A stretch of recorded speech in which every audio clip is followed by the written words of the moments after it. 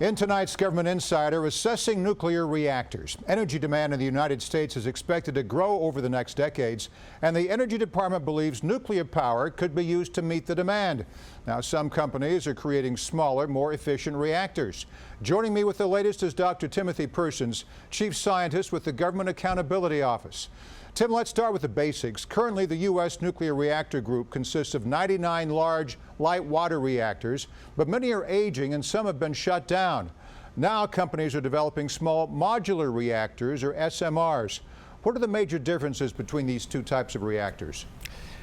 Well, Morris, as their name implies, SMRs are small and modular in that the size matters. If you can build a reactor relatively small, then you can put it on a smaller footprint. Imagine putting a power plant on the size of, let's say, several tennis courts versus a very large campus and things like the traditional ones.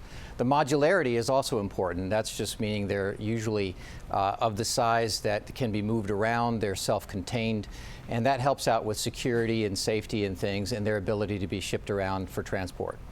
The Energy Department is focusing its attention on SMRs for the future of nuclear power for the nation. What benefits do they have over the large light water reactors? Well, like I was talking about the size, just the smaller footprint is helpful. Are they safer? Their promise is that they'll be safer because of their sort of self-contained nature, and if you have a smaller campus to operate on, then you have smaller things to secure. So the argument is that they'll be more easily done that. There's also a promise of reduced costs. Again, because they're smaller, maybe it doesn't take as much money to construct one and certainly to operate them. And then if you just want more power, you just add another module, if you will.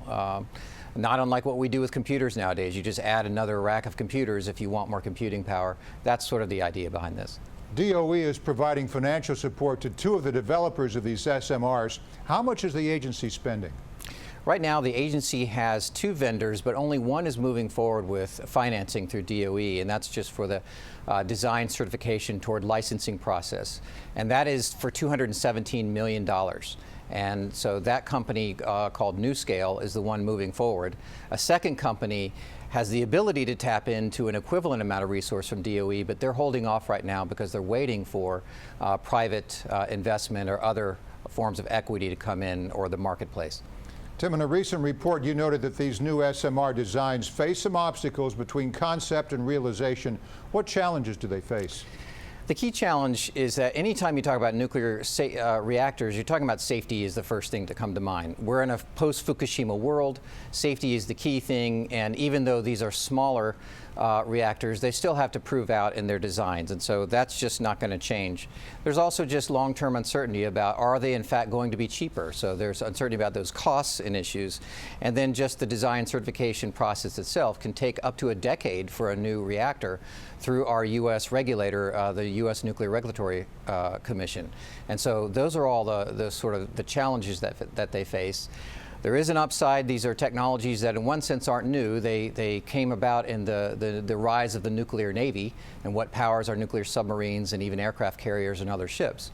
But they're new in that they have this civilian commercial reactor type marketplace that they're pursuing, and so that's where the design, safety, and things are really critical for these to prove out. Now, aside from all the public relations issues, how feasible are these new designs? Is there a potential for DOE to pour all of this money and time into these reactors and not get the results they're looking for?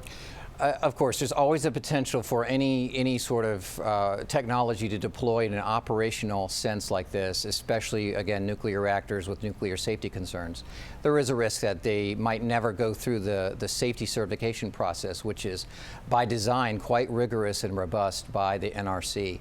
So yes, it's possible. There is a good degree of optimism on things, but it's still a wait-and-see process. Dr. Timothy Persons, Chief Scientist with the GAO. Thanks for being with us, Tim. Thanks, Morris.